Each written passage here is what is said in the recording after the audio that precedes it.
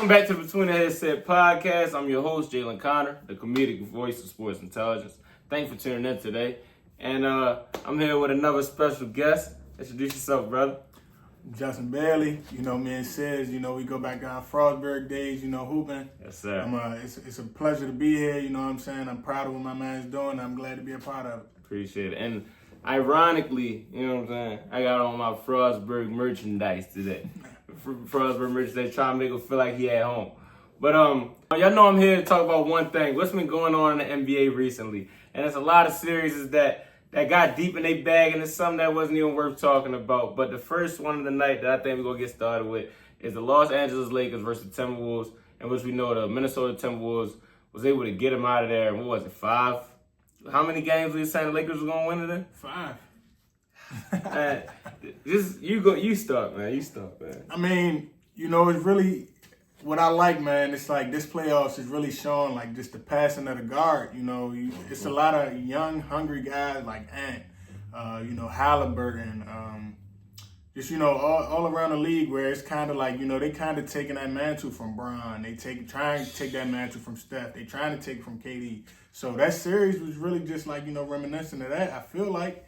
You know what I'm saying? Like, Luka's over there, he came, late in the season. So I feel like those growing pains kind of was a part of, they downfall in a sense. And, on top of it, and I know you know more than me, like, they ain't have no big to, kind of counteract, Rudy Gobert, which is like, which if you can't stop Rudy Gobert, you're really in trouble. You know what I'm saying? You have no plan if you cannot stop Rudy Gobert. You can't stop Rudy, you can't stop nobody. You know what I'm saying? So it's like, he might actually be the top 5% of worst basketball players in the league. He bottom 5 skilled players in the NBA. Like Rudy is like bottom 5 in terms of skill in the NBA. They couldn't stop him. He looked like Wilt in Game 5.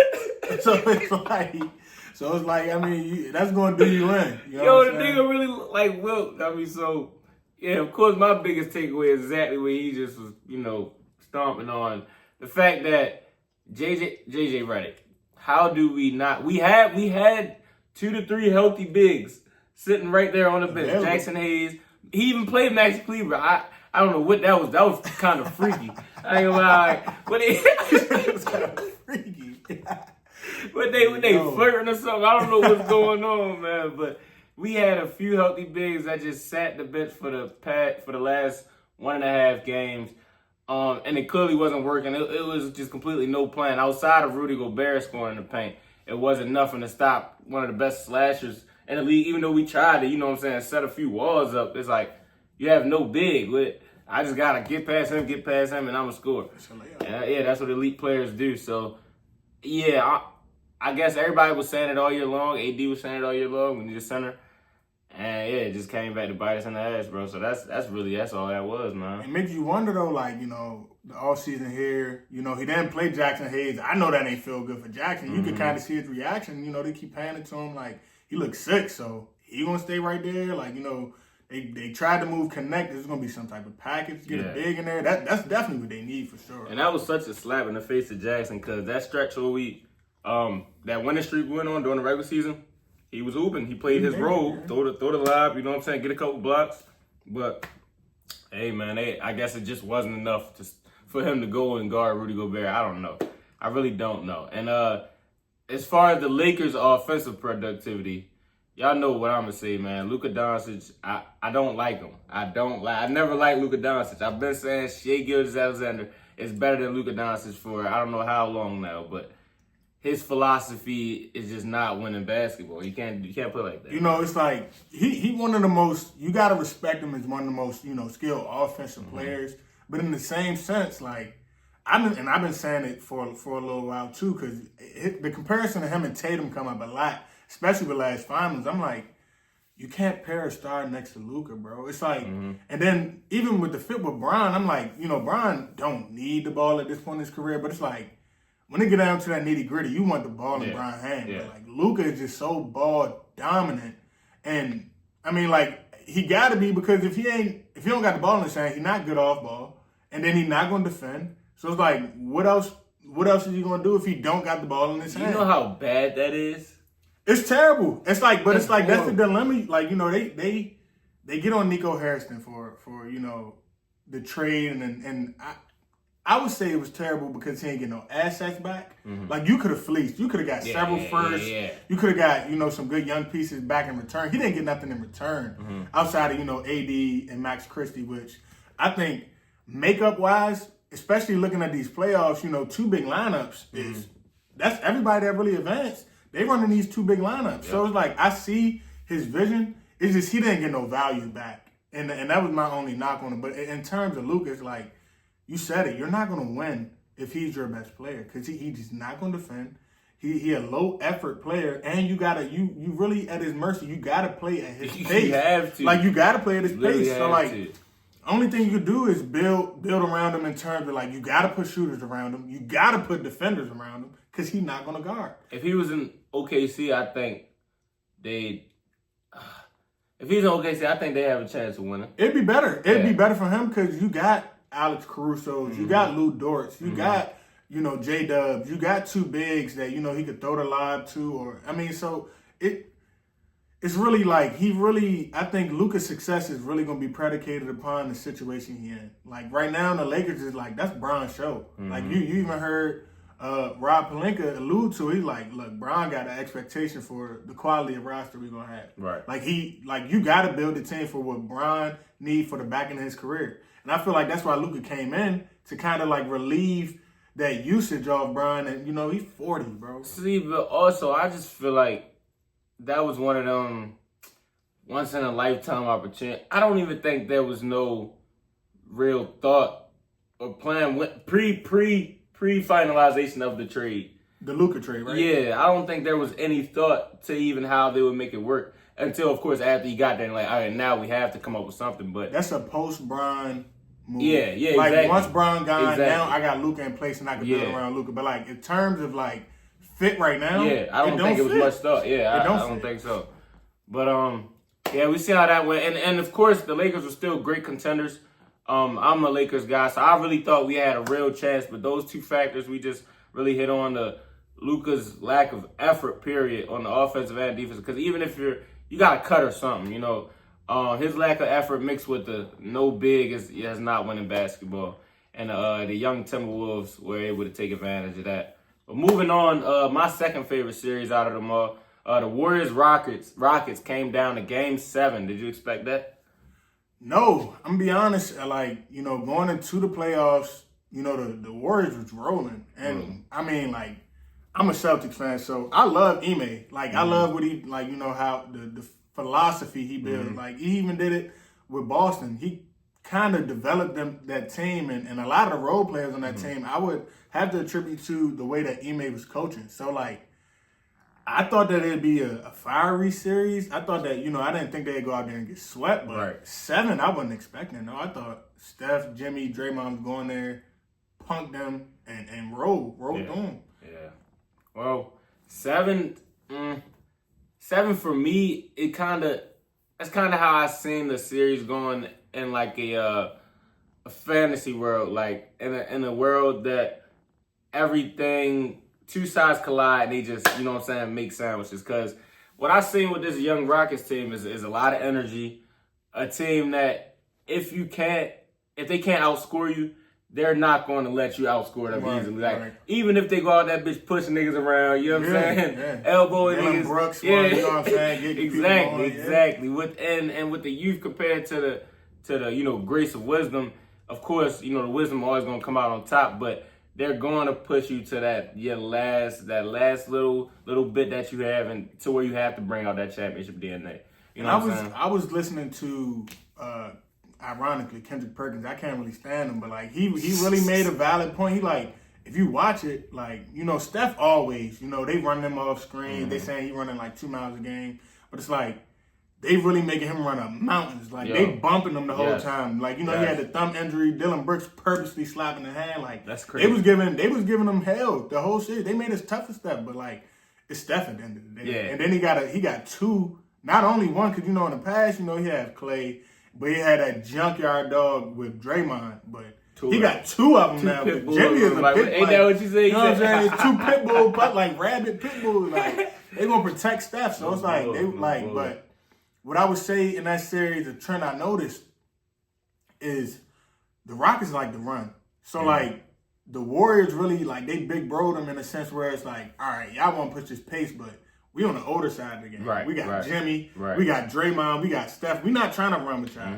We're going to take this and make this a real slow game, which the Rockets could not handle it the first couple games. And it doesn't surprise me in that sense because this is the number one ranked defense we're talking about since Jimmy Butler has joined the team against a young Rockets team with no superstar, no person that you get a ball to say go get a bucket, which is supposed to be Mr. Green. But what he finished with last like 7? Wait, I know he messed up everybody's ticket. Yo, they was like, I know niggas was thinking like, all right, well, he ain't been hooping all series, but it's game 7. He got to do something. He got to know, bro. Something. He ain't nothing. Jalen Green, he shit the bed the whole series. So, like, they have nobody to give the ball to say go. Sengun was supposed to be the guy, but he's got Draymond Green guarding one-on-one. That's not going to make it easy for you. Defensive Exactly. So, done that. You know what I'm saying? Yeah, so they just couldn't keep up with scoring. Like, even game 7, did it go to 100? I mean, I think they 103, had 103, 89. I think they like they had 100. 66 points going into the fourth. Exactly. So it's like exactly.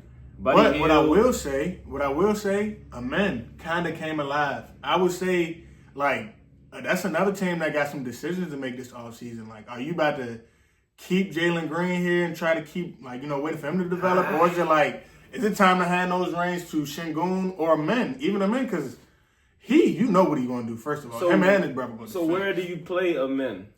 If you really give him the keys, because, I mean, of course you're putting the team in Sengun's hand, but now getting rid of Jalen Green, Fred VanVleet on his way out, would he be their guard? I think, and when he first got drafted to the Rockets, I kind of didn't like it because I'm not a huge fan of Fred VanVleet. And I know he's a veteran. He just got paid, I believe. So I'm like, that's going to stun his growth. But, like, I really think him and his brother as well, but his brother's over there with Cade, so you can't really be as ball dominant because Cade is Cade. So, but I think they really going to flourish when they can run the offense. Like, they 6'7" freak athletes. Like, it's a mismatch. Almost in a sense, kind of like what we thought Ben Simmons would be. I mean, they slightly smaller than them, but, like, if you got touch, you could facilitate, you defend, and you're a freak athlete. Being a point guard in this league, you 6'7", it's a mismatch problem. And you really kind of saw it. Like, he's very fluid getting to the bucket. Very fluid in his movements. Yes, however, I guess fluidity is up there with Ja Morant's as far as, like, driving to the basket. But, however, it's like I haven't seen him show that change of pace yet. Because he knows he doesn't have any threat of the jump shot. No, and that's the so thing. It's like, that's the thing. That's the next ram-headed. step. That's the next step. That's why you kind of fear, like, am I going to build around a non-shooter and a shoot? Like, this generation of hoops is you got to shoot. You got to be able to if shoot. You can't shoot, then you in trouble. So it's like, that's the caveat where I cannot build around him and he really don't have that jump shot yet. Like, can it develop? Because he's just relied on that athleticism up until this point. Yo, I see him, he gets the ball high post all the time. Turns around, they know he's not shooting the ball. He knows he's not shooting the ball. I'm making one fake one way and just going as fast as I can up way. And then I'm going to jump from the free throw line and then just try some shit.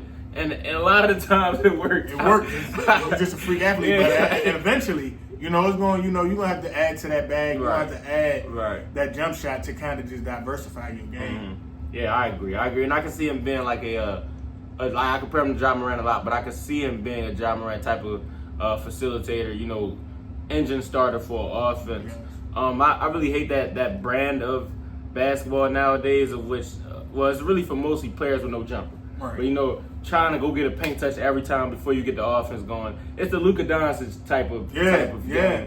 And it's really a selfish type of offense to me because you don't have to be the one all the time to make the play. Right. Get it going, maybe catching the flow, but yeah, I definitely see what you see with his growth, and yeah, I've been a big fan of him. I'm definitely excited to see if he can develop one. Him and his brother, for sure. 100%. But moving on to the Nuggets and Clippers series, which I would say probably in order my third favorite series out of this year. Did you see that series going to, what was it, 7 or 6? 7. 7? 7. We talked about it on the phone, like, in terms of, getting to that next round and playing against the Thunder. Mm-hmm. I kind of just, especially watching this series, I felt like the Clippers had a very, like, just the build of that team just is built for playoff basketball. Mm-hmm. They got Zubac holding down the paint. They got defenders everywhere. You got Norman Powell like to defend. You got Kawhi. Kawhi love to defend. You got Chris Dunn in that point guard. He love to defend. Like, when you got to go against Shea, you got to worry about the depth of the Thunder. Yeah. Like, I feel like just makeup wise, the Clippers were just so perfectly built to play them. Now, in terms of this Thunder series, this Thunder Nugget series, I didn't expect to get this Jamal Murray back. He was hooping.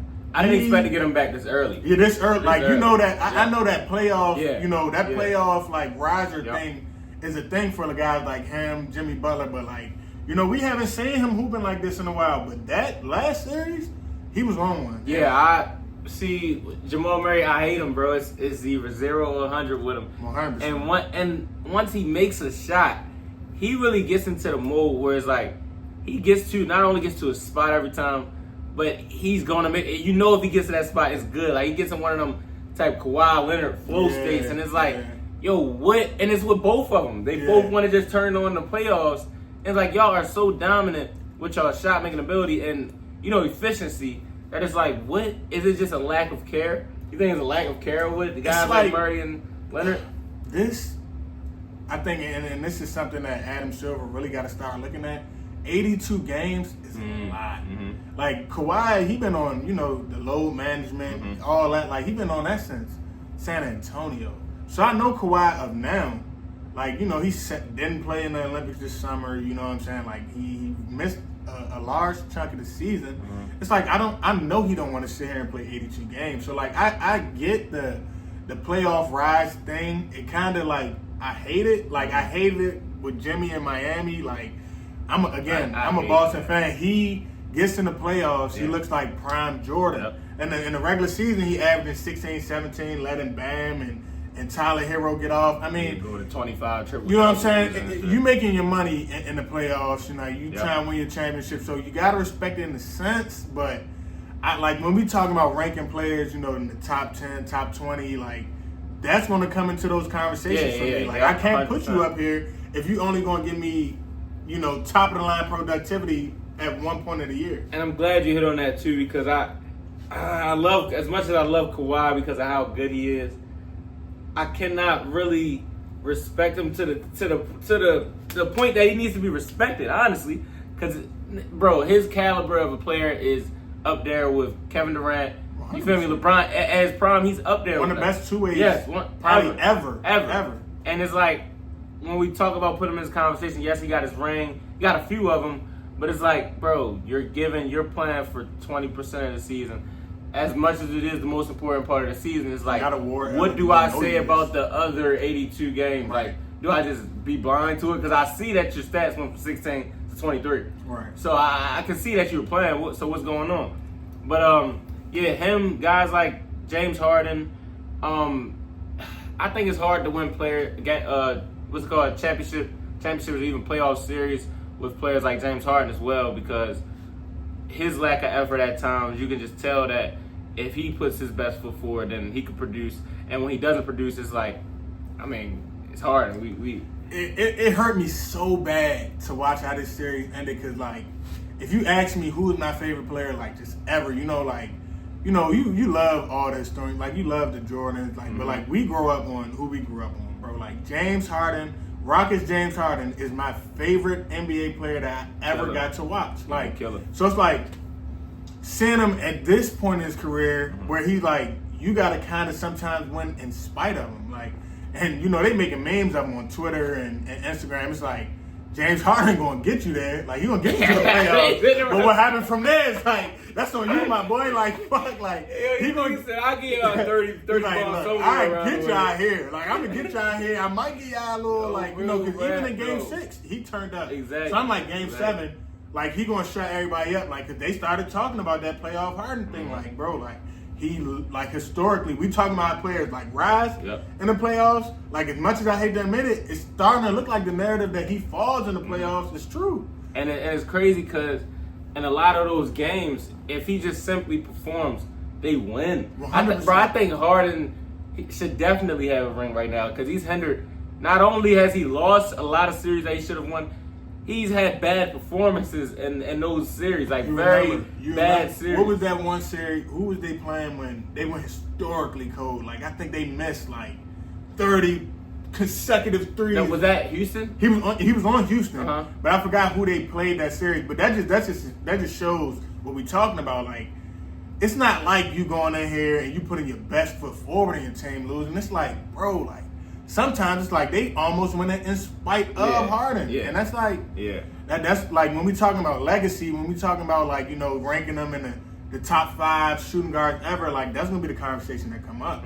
Cause like, you know, they stack him up against D Wade and you know D Wade if he did anything, he win. Yep. He's gonna win. Yep. So it's like, you know, you wanna, you know, he averaging 36, he was averaging 32 and 10 and you know, like you want to put those in the combo, but you got to talk about what he do when it's time to win too. And then when you compare to players like Stephen Curry, that even last night started the game 0 points first quarter, went like what 0 for 5, 0 for 6, something like that. But he still has 5 rebounds, 4 assists. You feel me? 2 steals, no turnovers.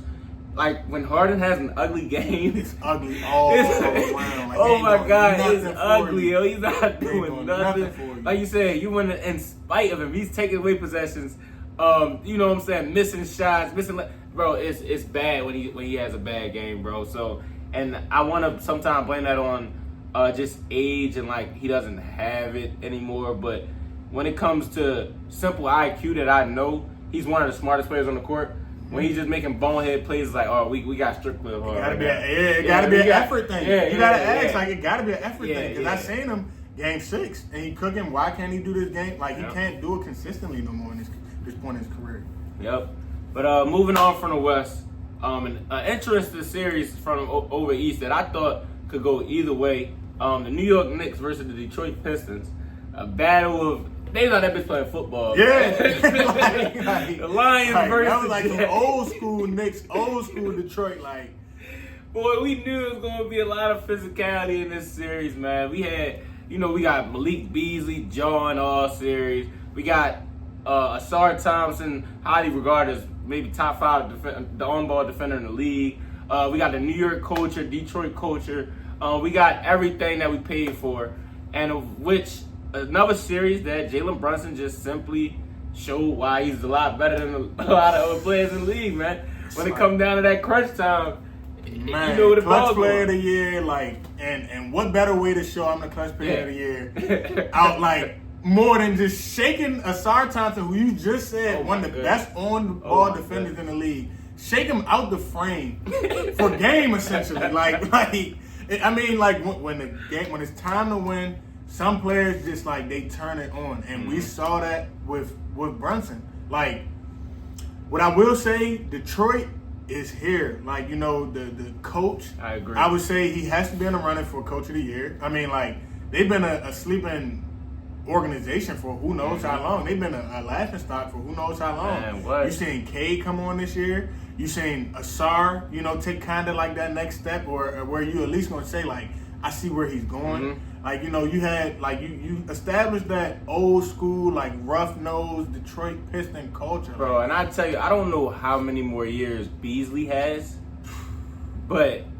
Second and made threes this year. This is, like, his 3rd year in a row of being, like, top 5. And I remember it was a time we used to laugh at Beasley. Was that the Lakers Beasley? Yeah. We used to laugh, bro. Especially prior to that. Yes. Yeah, prior to that, we didn't even really know who the guy was. Right. Bro, I'm like, so, if they can lock down that core of Cade, Duran, Beasley, and Asar, and just get one more score, because don't forget Tobias was solid. He was solid. I'm not a Tobias fan. He in that Fred VanVleet player for me. Like, it's like he's not gonna go out here and give you a dub. Right. And we can't really get mad when he don't. It's Tobias. It's Tobias Harris. Like you grateful for whatever you get.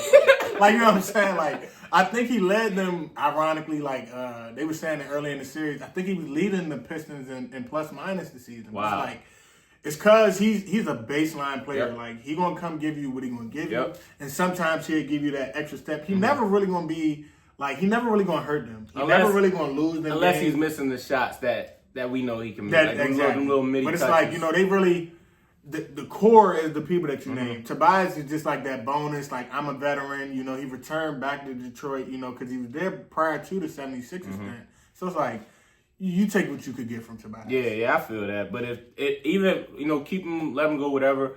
If they can get one more, I wouldn't even say superstar, just a star, like somebody who put the ball in the basket, like I know we've been talking about Giannis being on the move, but of course anybody will be a championship contender with Giannis. But you put the Pistons and Giannis together, that intensity, you could acquire Giannis without giving up one of those four core players you're talking about. It's a home run. Yeah. Like, if you send in Stewart, if you send in Tobias Harris, if you send in maybe even Tim Hardaway, he plays solid.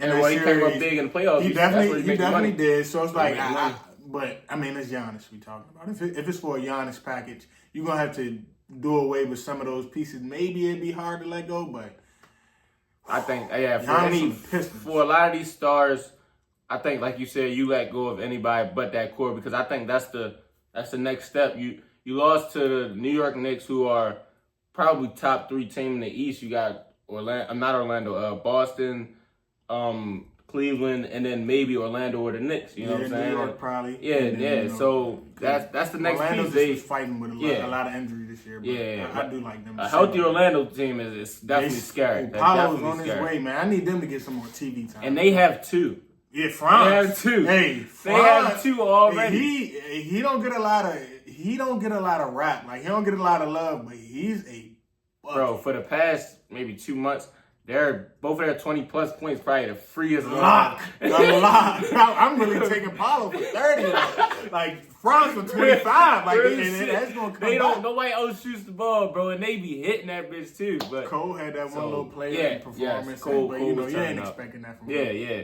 But they got a great core over there. You know, young core, play defense. But back to the Knicks and the Pistons, I just think, the Pistons just need that one more guy on top of Cade. Because that Knicks defense, they're gonna beat him up, stagger the defense. He's gonna have to get off of it. 40 minutes a game. So exactly. You know have to deal with all he's got to get off of it. The Knicks got 2, Cat and Brunson. You just can't do it right now in today's NBA with one playmaker. Really, honestly. Yeah, no. It's just not gonna get it done. So I think the Pistons, they definitely got something blooming over there.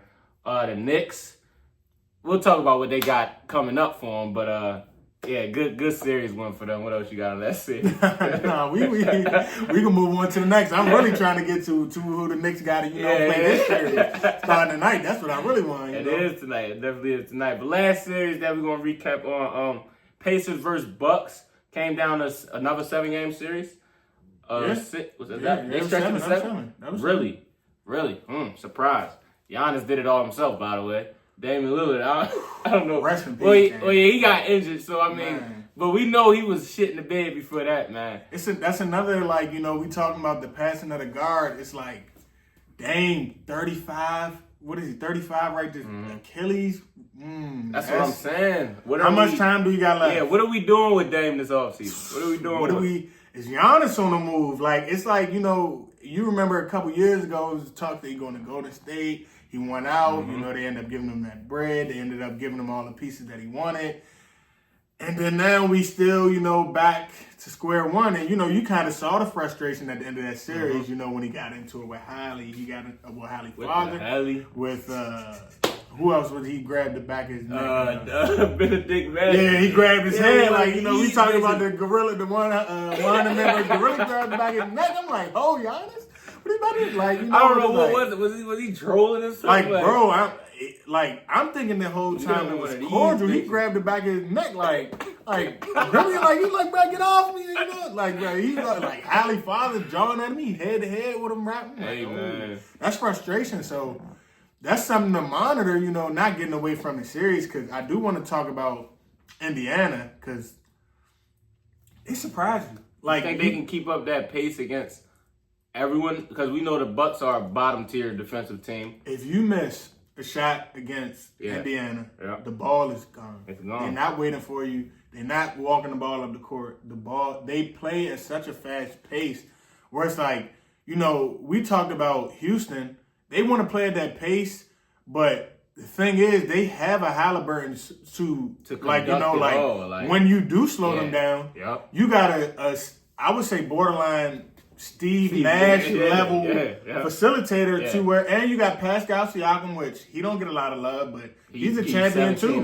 He's a champion too. So it's like you kind of overlook them, because they don't really have a lot of eye popping. And what they just do to Cleveland last night, and that scared me. We're gonna get into the round twos, but it's like everybody what was being slept on is they had 3 wins against Cleveland in the regular season. So it's like they got 50 plus wins this season. Like they had 50 plus wins. Oh man! So it's like you don't even think when you're talking about who gonna come out the East. You ain't even remotely thinking about exactly, Indiana. and it all makes sense because who is the most overrated player in the league by the NBA sources? They say highly, and I'm not even aware they got 50. Like that just show you the narrative of the media. They so how are they? You feel how is this? How is first off? How is a guy who can not only lead the league in assists but play defense?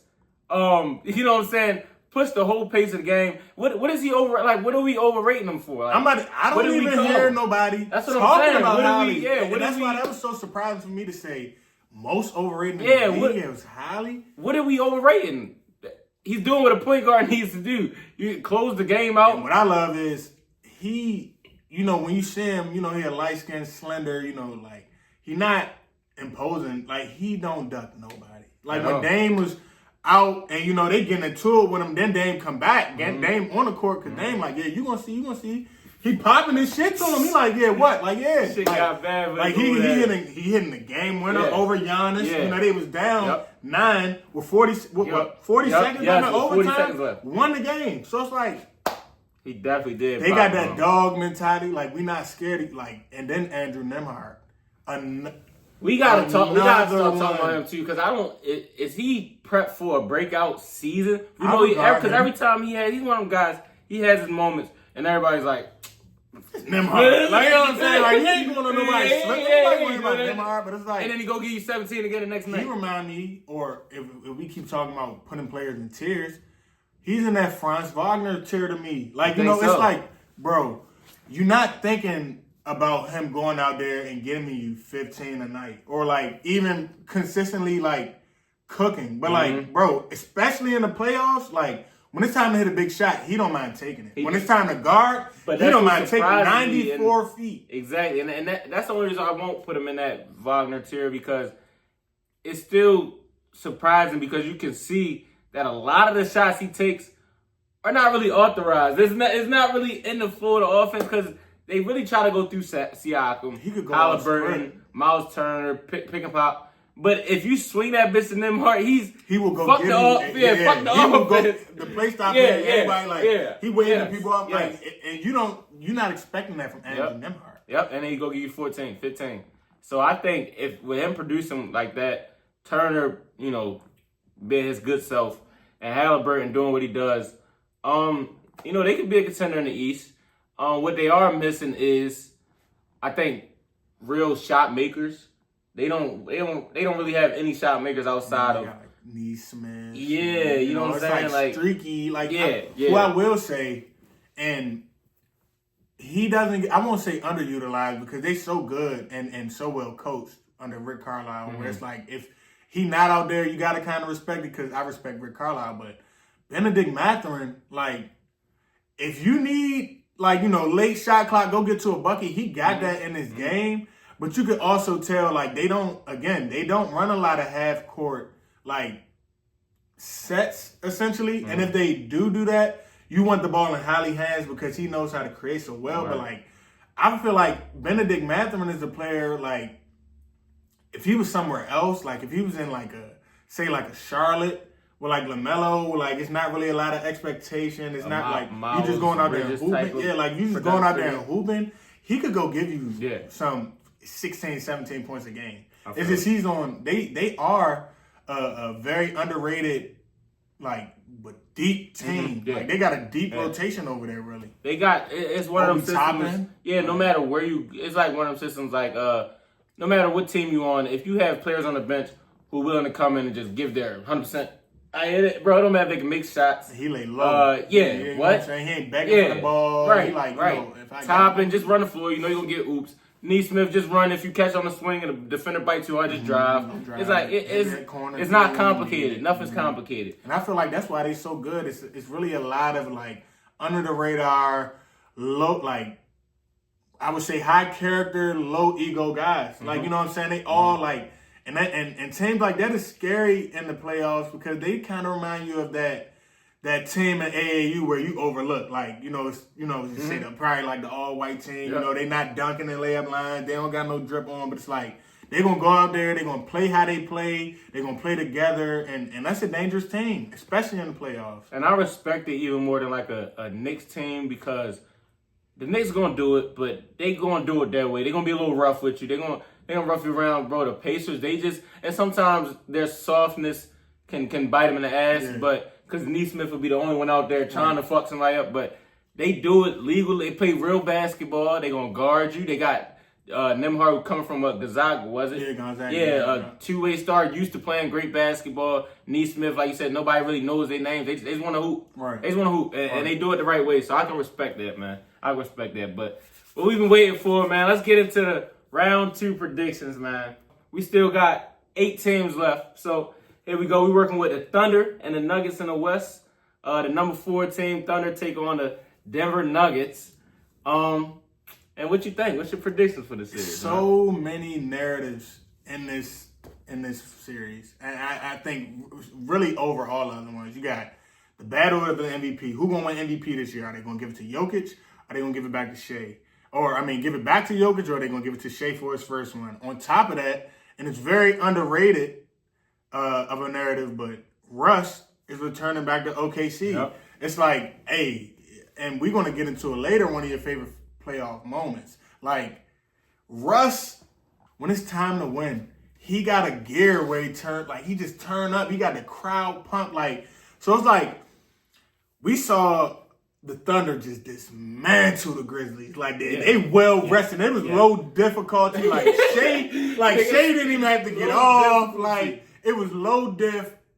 Walk through them. Like you know what I'm saying. So it's like they not gonna go and walk through the Nuggets. They just not going to. They got Jokic. Like, but what I will say, and it's another thing that we saying, that 2 big lineup is making a resurgence in the NBA. We didn't get to see it. Never went away. Not in playoff basketball. No, and that's what that was the thing that you noticed from last year. Yep. The Timberwolves made a deep run. Why? They had Cat and they had Rudy. Mm-hmm. You had the Mavericks go all the way to the finals. They was running 2 big lineup with Gafford, Lively. You got Boston when Porzingis is healthy. You got Horford. Yep. You got Porzingis. Yep. So it's like the 2 big lineup is so prevalent, and I feel like what's going to do the Nuggets in is, they do have Aaron Gordon, but he's not really a big. He's he's a 3, but like in this small ball world that the NBA has turned to, he's converted to that 4. When you got to deal with, I think he could do something with Chet though. Chet is a little light. Yeah. He's a little light, but it's like you look at the numbers when Hartenstein and Chet is playing together. It's one of the most efficient duos in the NBA. True.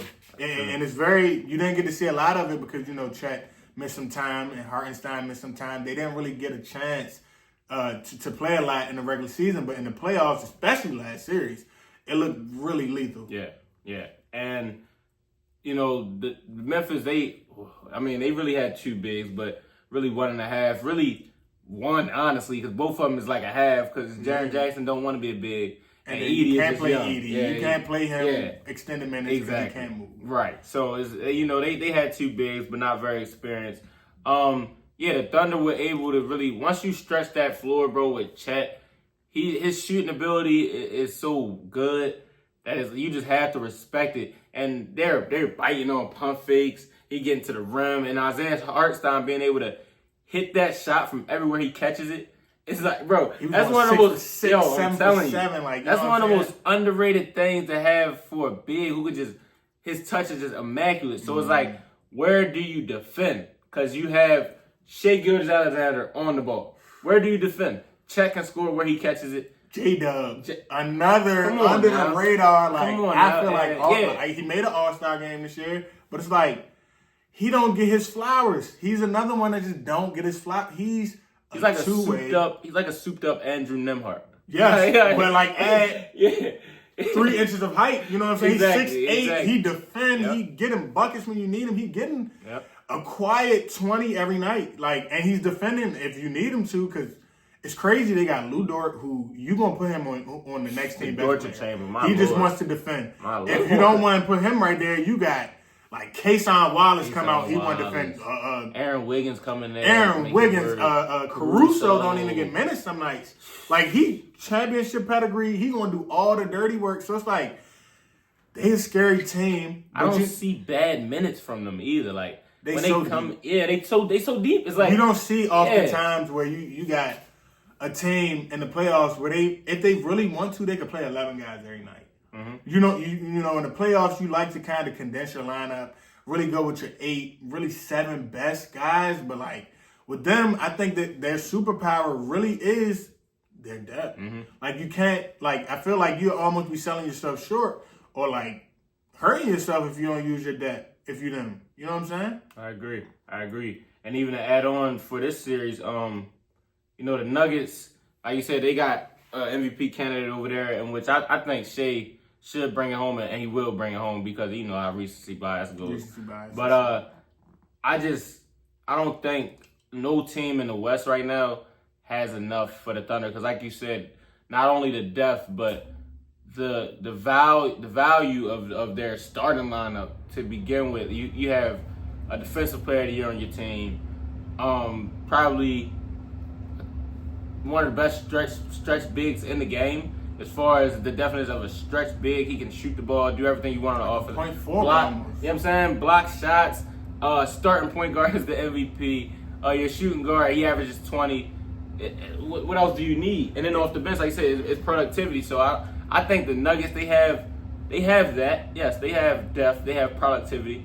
But when you just compare them, it's like, all right, you got him. All right, we got him though. Yeah, it's like we got some. We got some for everything you got. Yes. Plus, we exactly. Got, you know what I'm saying? Yeah. Like, it isn't really a set. Like when Jokic comes off the floor, you really fear for the Nuggets. It's like, bro, who are you bringing on? Mm-hmm. Like, you know what I'm saying? It's not much. Like Shea really did not play like Shea in his first series against Memphis, and they walked through them. Badly. Like walked through them, and that just speaks to the depth of the Thunder. Mm-hmm. It's like I think that's just going to be too insurmountable for the Nuggets. I don't think they could beat them in the 7 games. And I see it going 6. But I also saw an interesting stat though. The Thunder are 8-8 against the last 4 teams, or the other 3 teams that's left in the West. So the Nuggets, the Warriors, and the Timberwolves, they are 8-8 against, and I think they like 60 and whatever against the rest of the NBA. So that's an interesting stat to watch. That's that's only playoffs, or no? Like in the regular season, like they went 8-8, like 500 against the rest of the field. All this year. Yes, all this season. Because I was gonna say, I think this year would be the year that they get their experience, and I can see them going to the finals, getting past everyone in the West, because I just think they're that good of a team that they're just going to beat teams that they're better than. Right. But so I can see them getting past them, but I think this would be their year of growth as far as winning a championship, because we know who's over there in the East who's most likely going to come out. Boston. I truly don't see anyone over there beating the Boston Celtics.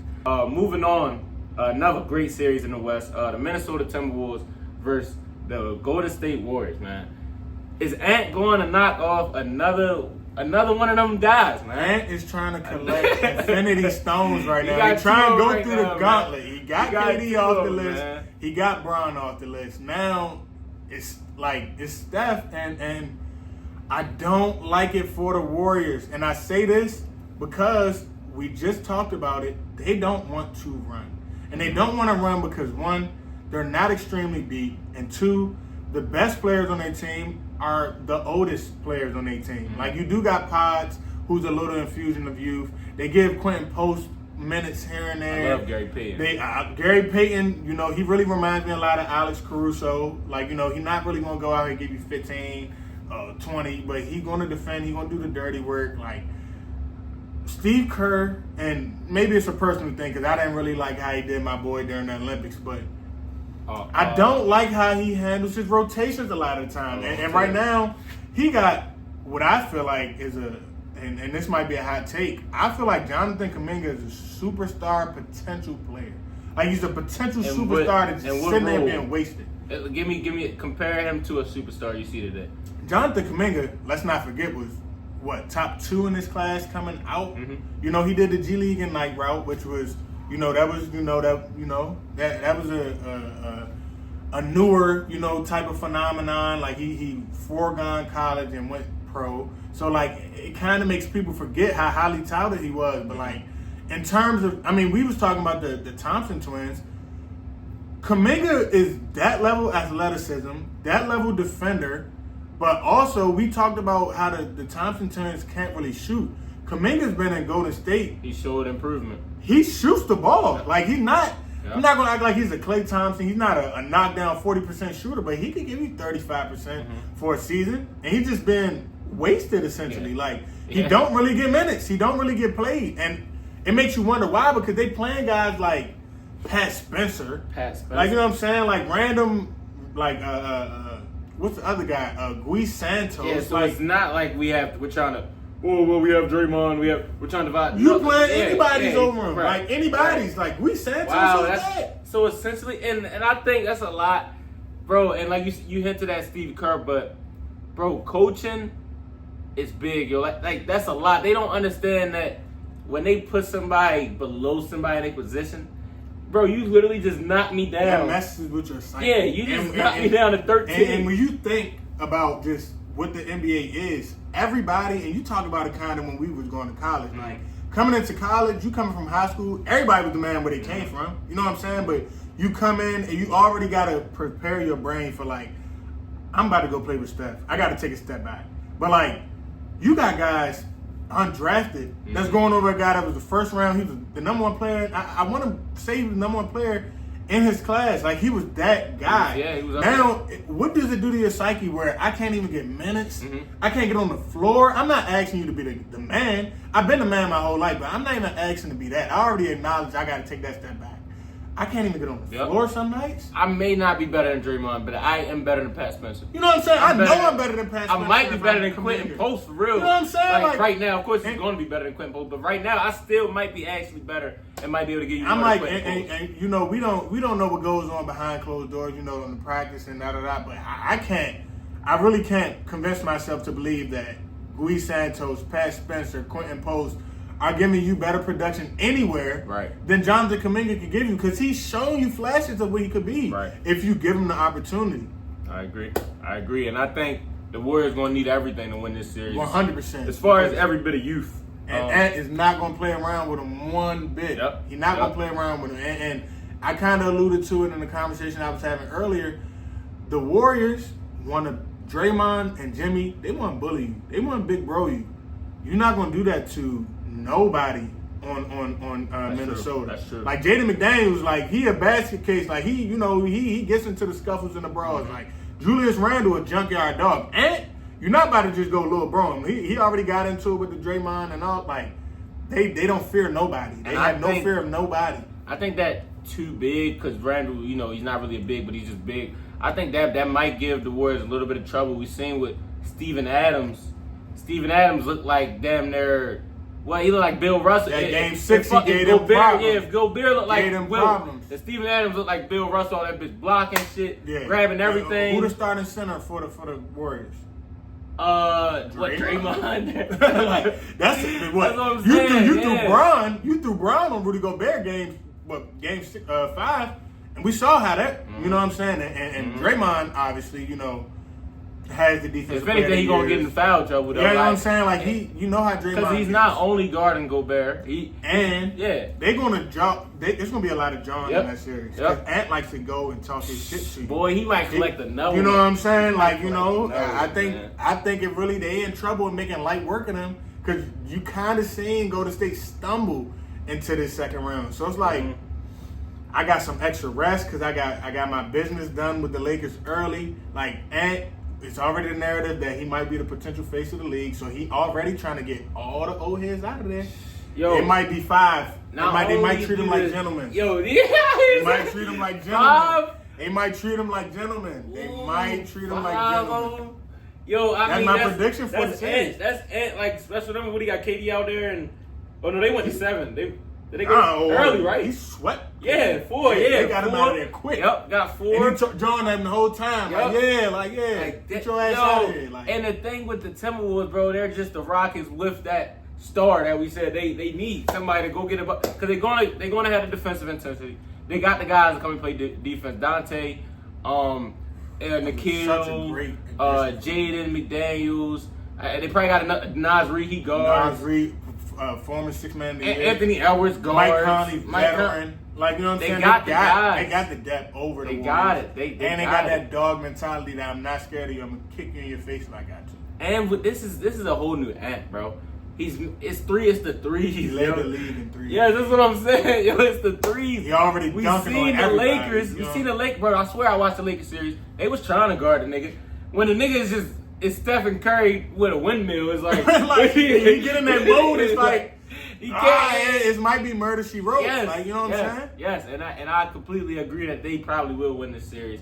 And I don't think it's going to 7. I'll tell you that. I don't think it's going to 7. I don't even think the Warriors wanted to go to 7. They don't want to have back-to-back 7-game series.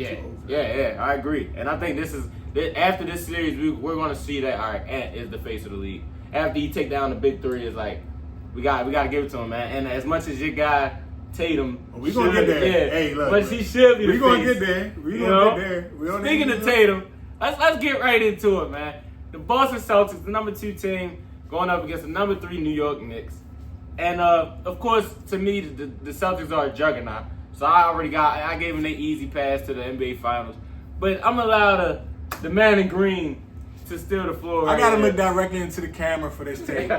So I argue. I'm a Tatum advocate. You know, I'm a Boston advocate. I'm a Tatum advocate. You know, when you talk about been there, done that, when you talk about the names that you got to put Tatum name next to, especially in a playoff sense, like people want to talk about he has this super team, but when it comes to awards, when we don't get Coach of the Year consideration, he's the only one that gets an All-NBA team because they disrespect Jaylen Brown every year. We don't really get All-NBA consideration as much as we should. So it's like, you want to keep saying that Tatum is being carried. He got it better than anybody else. But let's compare him, you know, because we're talking about face of the league. Let's compare his situation to Ant's situation. Tatum this year, he does have a 6-man of the year. Ant had a 6-man of the year last year. You want to talk about a second star. Ant had Cat last year, and then now is Randall on the level of Jaylen Brown? I would not say that because I would say that Jaylen Brown is a top 5 player in his position in that 2-3 position. But like, you know, and Cat, no, actually you got to put Cat in that top, especially what he's doing on the Knicks. Yeah, he's crazy. Especially what he's doing on the Knicks. But now you replace that with Julius Randle. Maybe you don't want to put Julius Randle in that talks, but you have a valid second star. We're talking about having Rudy Gobert, who has multiple defensive player of the years. You're talking about depth. Ant has everything that people accuse Tatum of having, that people say Tatum should be, you know, like kind of like reprimanded for having. I think he has everything. Plus, but those players that Ant has, like the McDaniels and the Nikhils and the Dante, imagine all 3 of them were hitting threes very consistently. And I would say Joe Mazzulla is the Mazzulla ball. He wants everybody to truck because it weaponizes everybody. We have a team full of shooters, similar to what we've seen of the Warriors of old. So it's like, I get it, but like I want to get back to the Tatum talk. I just saw a stat that I pulled up here. 117 playoff games for Tatum. The only players with 2,800 plus points, 900 plus rebounds, 500 plus assists in NBA history: Jason Tatum, Larry Bird, and your favorite, LeBron James. Of course. Nobody else is in the talk. And you know what I'm saying? Is that playoffs? Or? That's playoffs. In your first 117 playoff games, that is what Jason Tatum is giving you. 3 players in NBA history have done it. And when I talk about, they talk about his ranks since he's been in the league and playoff stats. It's first, second, blah, blah, blah. And they saying because the Celtics is there every year. They got a super team, so they go every year. So he's playing more games than everybody else. That's the only reason. This is in 117 game sample size. Yeah. You putting him against what a lot of people regard as the GOAT in LeBron James. It's only him, Larry Bird, and Jason Tatum. And it's so many stats. It's so many categories where Tatum is checking that box. Like, he's leading the Celtics in points, rebounds, assists. Last playoffs, last finals, he did the same thing. He didn't get the Eastern Conference MVP, which I get it. You gave it to JB because he hit that big shot versus Indiana, I believe. Like, he played such a pivotal role in slowing Luka down. So, like, and I hate where I have to kind of talk about Tatum against JB because I love JB. I'm a Celtics fan. I don't want to. It's so much of wanting to split them up. People were saying they wouldn't work, and then they defied those odds and went. But I can't not put Tatum in that pedestal where he belongs and where he's earned. Like, he, in this first series, I mean, it's Orlando. You don't want to give Orlando their flowers. Cool, whatever. I respect it. They're not a juggernaut of a team. But you saw him fight through the adversity of having to miss a game, his first playoff game ever that he missed in his entire career. He's played through multiple injuries in the playoffs, but he didn't do it this series. And what did he come back and do? He averaged over 30, a double-double he was averaging. I think it was like 30, 11, and still was leading us in assists. Like, what do you want from the man? Like, what? He's never going to get that face of the league consideration. Like, they want to give it to Ant, but, like, who has Tatum gone through? Most points in a Game 7 in the playoffs ever. Like, I'm ranting because, like, I watch it. Like, it's so many accolades that Tatum has compared to the respect that he gets. 100%. And I think I 100% agree. I am a basketball consumer, and I will tell you, Jason Tatum is probably the purest hooper in the league. As far as, bro, like, people don't even see the little things. Like, bro, we don't have to watch Tatum worry about him throwing his head back.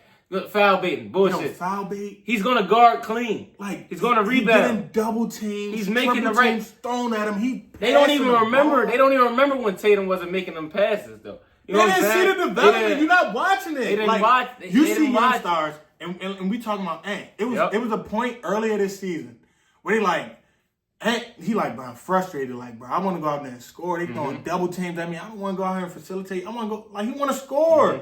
You don't, bro, Tatum acknowledge that he's the best player on one of the best teams in the league. And if I want my team to win, I got to take the sacrifices. I got to get better as a playmaker. I got to go defend 1 through 5. Like, okay, like, you're going to put JB on the best player on the other team because he's the second best player.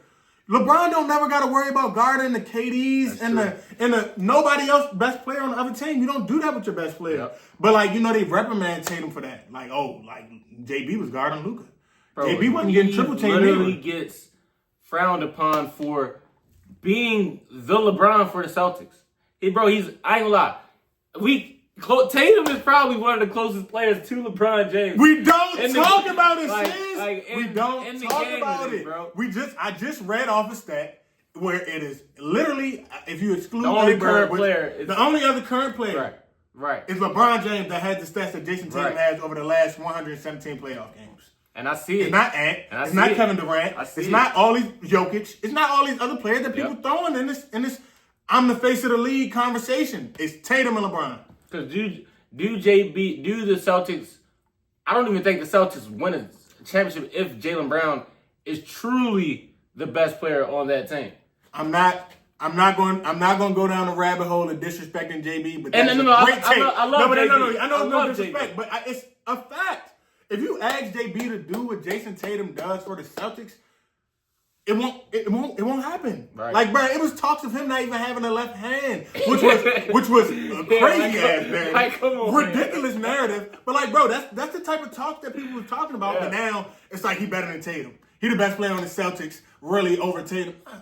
I'm not. Again, I love my guys, especially in this series versus the Knicks, where we see what Jason Tatum has done against them all year long. Yeah, I think he's averaging around 34, and something that is not talked about is how collectively Joe Mazzulla guards Jalen Brunson. And this is going to be the X factor to watch for this series. That's tonight, right? I'm excited. Yes, this is how they do it. So, you know what the Knicks like to do is, and everybody likes to do it, they like to find a mismatch.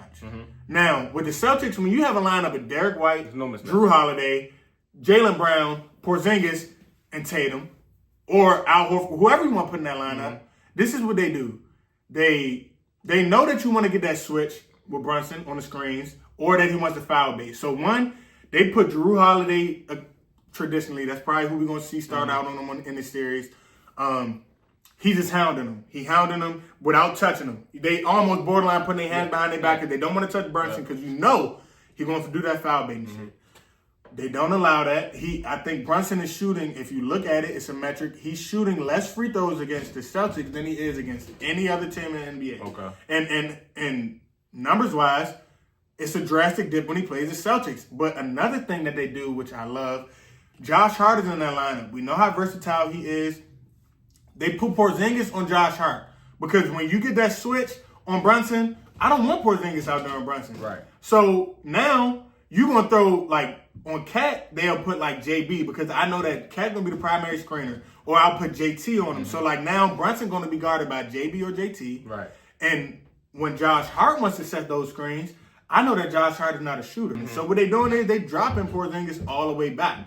And now Jalen Brunson got to come down, and now you're going to have to try to lay Porzingis, and we're not going to foul you. That's the emphasis that they're putting on that series. So I think this series really shows who Jalen Brunson is because I think Cat definitely has to show up every night. Like 100%. He can't have those games. Yeah, he can't have no back. Cat has to show can't up. Neither. He can't shoot 13% from three. Yeah. Like, they all got to show up.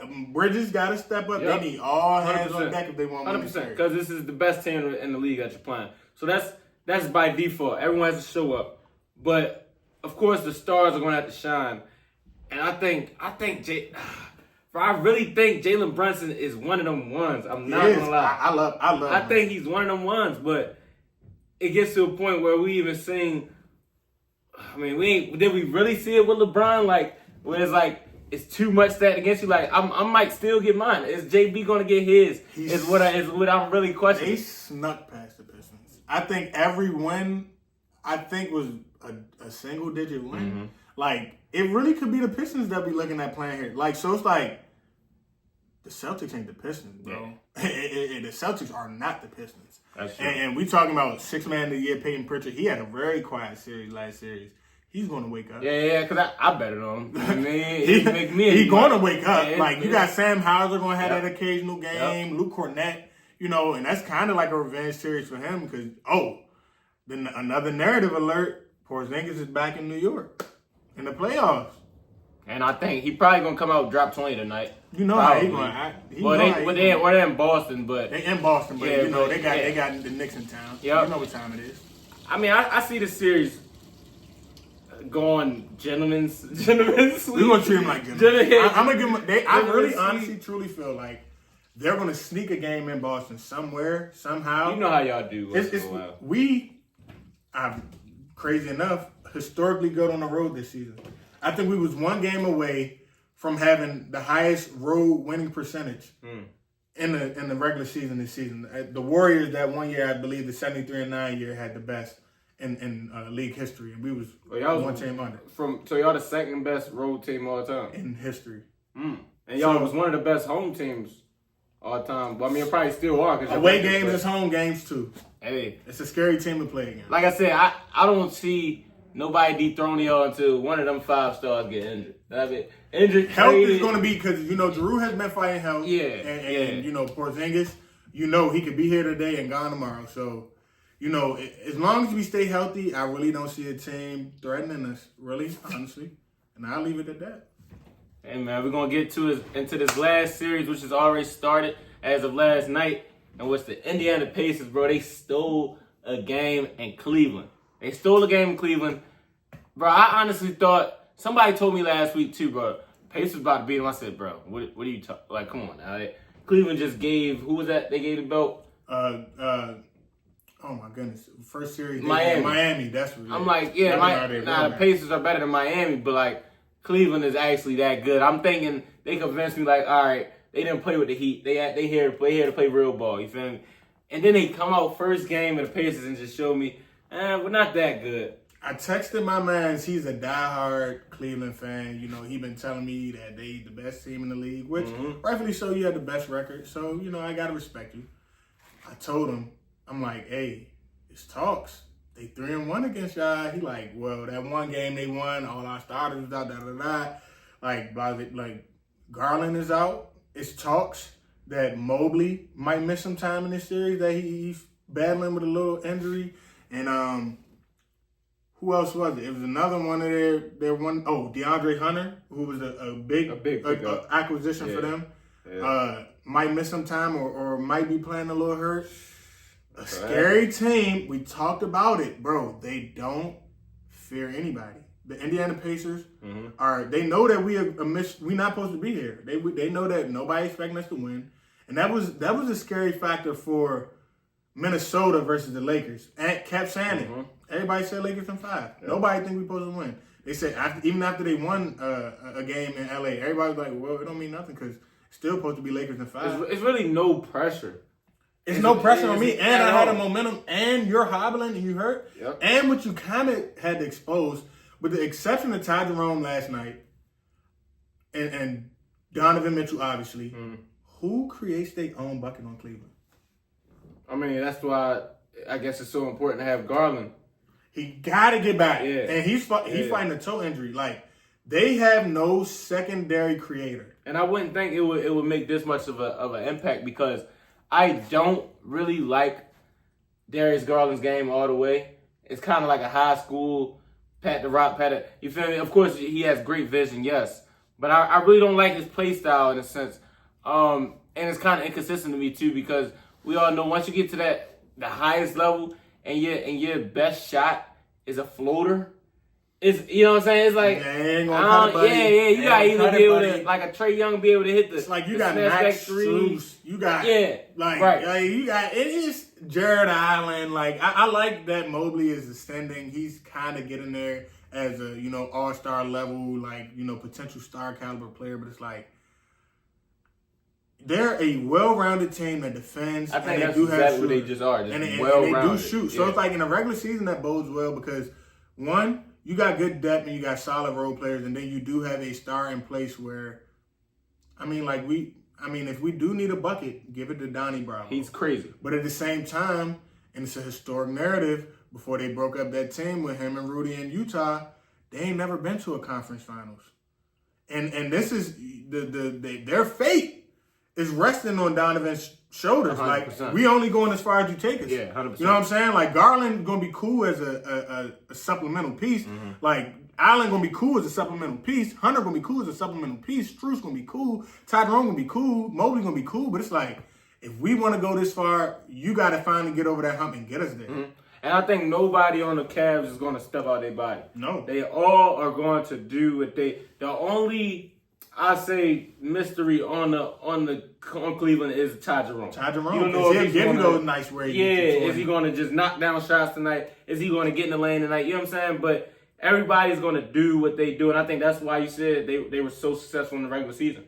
If you can consistently do your job, first other teams that, like we said, is like, damn, 82. Damn, you feel me? I ain't trying to do I'm going to take this night. Yeah, bro. You know what I'm saying? Everybody going to do their job. I commend them because just like we got to reprimand the ones that don't take that, I want to play 82 games a year thing. Like, we got to give love to the ones that do. And they did it. Yep. Like, they stars were selfless and said, we're going to go out here. Yep. We already clinched the 1 seed. We still going to play and finish the season out.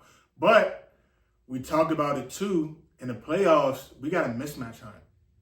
Who creating a mismatch for them? Everybody, you only get them what was given to you, honestly. They have no true 20 points a game night. guy outside of Donnie. Yeah. You know what I'm saying? So it's like, I do like Garland's upside too. Eventually, he'll give you the 18, But you're taking that if he gives you 18. You like, thank you. It's not like a given that he's gonna do that. But he has to give at least 15. Right. For sure. Right. But like, if you can give us 18 and 8, cool, because we have somebody who can go get 40 every night. And now when you ask yourself, looking at this series specifically, what separates you? Like, tier-wise, you know, when we start doing the top 10s, top 5s, because they were so successful, and you got to give it to the star primarily, and Donnie as, you know, the driving force of that, you're going to get put in those top 10, top 5 conversations, potentially, going into next season. But guess who else you got to kind of put there? Tyrese Halliburton. Like, how can I not? Like, he the best facilitator in the game. Mm-hmm. He give you these nights where I'm taking Hadley over Garland for sure.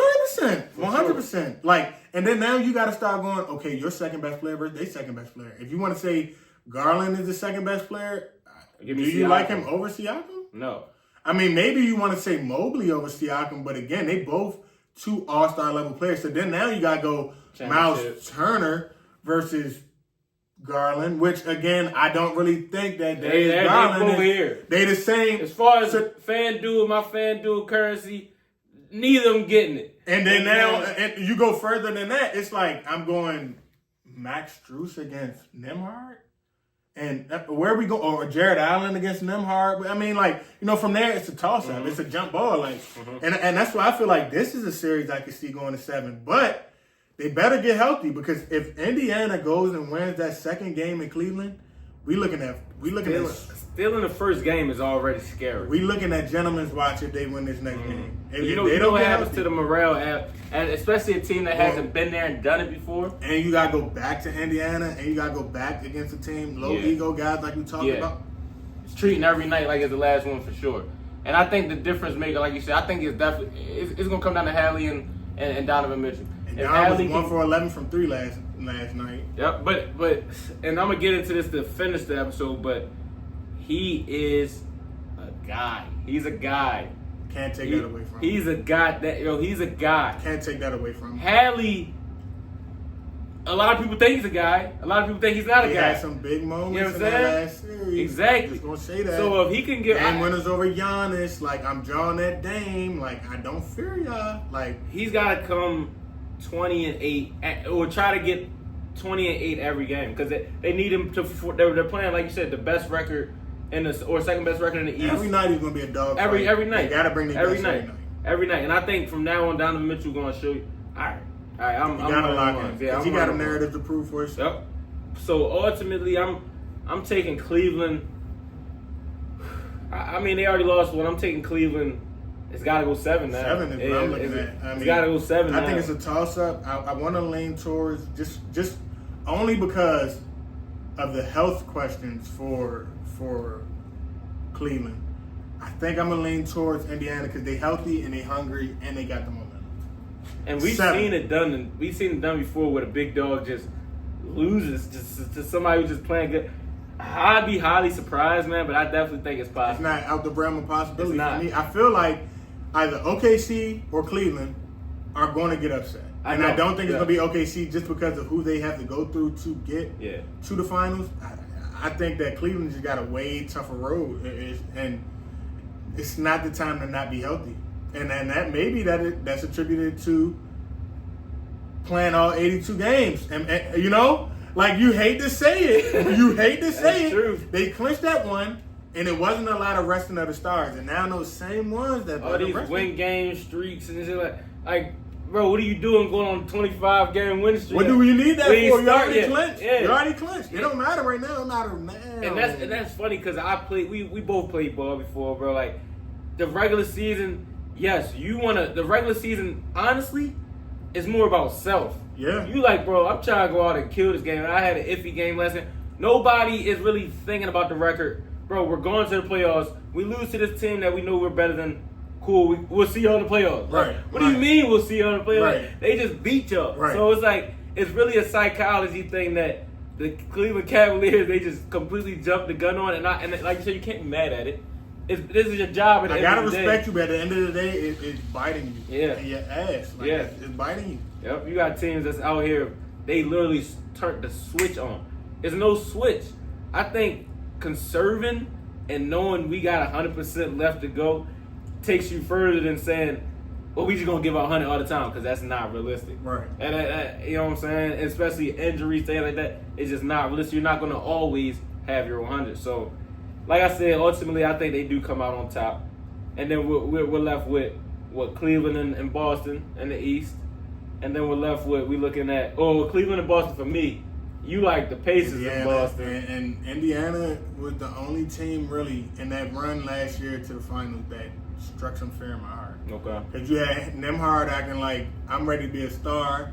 And I think they stole. No, they didn't steal a game. They didn't get swept. Don't quote me on it. No, I know for sure they didn't win one. They definitely almost won one. Yeah, right. Yeah, it was a lot of nail biter games because Jaylen Brown hit the game winner versus them. So they're a fiery team. I fear them. I'm definitely not overlooking Indiana. It's such a wild card for sure.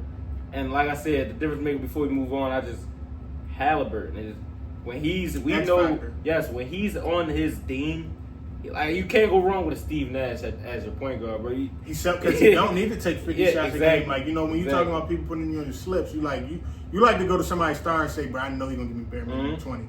But Hallie will go out there and really shoot 9 shots a game. Like, in a game. 0 turnovers and, like, 13 assists. Yep. Like, you know what I'm saying? Like, he don't got to get 20 for them to be successful, and that's the scary part. When your star does not have to be the primary scorer for you to have success, that's a scary team. Yep. Like, that's the part that put fear in my heart about OKC. They showed you, if Shea don't perform, I can go kill still. Yep. Indiana has that same type of pedigree because they got so many selfless guys that are talented. And I'll leave it there. But with that being said, my man he got a game to attend to, man. I had a game tonight too, man, but I'm always getting injured. So we're going to wrap up today's episode of the Between the Headset podcast. Once again, I'd like to thank my brother for coming through, man. Thank you for having me, man. Me and Sis go back to the 70 East days, just talking about sports. We're then rapping in the locker room. So, just to see, kind of making this materialize into what it's becoming, bro. I'm really proud of you, bro. I appreciate it. Anytime, I'm willing to come back. He will be back for the NFL season, too, man. I'm telling you, man, we talk about sports all the time. So, once again, I appreciate you, Justo, for coming through, man. And that's going to wrap up the video. Don't forget to like, comment, share, subscribe, and we out.